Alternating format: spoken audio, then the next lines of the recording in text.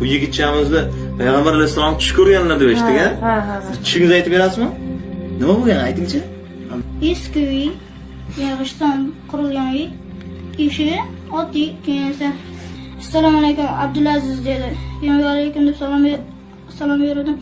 Keyin esa aytdi, men Muhammad Mustafa sallallohu alayhi va sallam bo'laman dedi. Keyin esa yuring uyimizga kirgizaman dedi. Keyin bo'pti deb uylarga kirdik. Eshiklar taxtadan ko'tarib yoqib qo'ydikdan keyin ichga kirib, yana ko'tarib yana yoqib qo'ydik. Keyin ichkarida Ibrohim degan var, birodarim ana shu bor ekan. Keyin men ana qiroat qilib bering dedi. Bilgan suralarni aytib bering dedi. Keyin bo'pti dedim men. Alhamdulillah aytib berdim. Ixlos, keyin Kavsar, Nas, Falaq, Sharh, Nasr, Baqara 8 oyatini aytib berdim.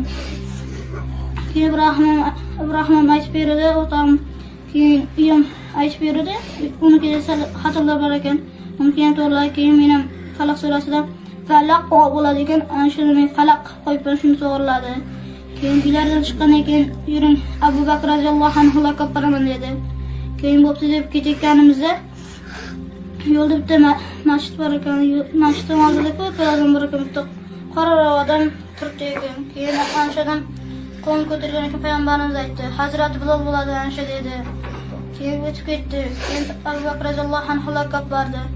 Abu Bakr roziyallohu anhu laqabda ancha turgandan keyin Ibrohim bilan meni ikkalamizni ikki yelkasiga ko'tarib ilarida aylantirdi. Qanday ne'mat, qanday bir baxt.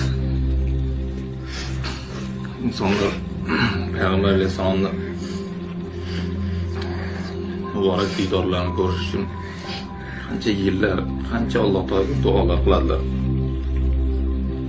Alloh taolo bu yigitchaga nasib qildi Payg'ambar alayhisalomni ko'rishlik. Qur'oni Karimni xatm qildilar. Bu yoshda katta ne'mat. Necha marta xatm qildingiz? 7 marta xatm qildim.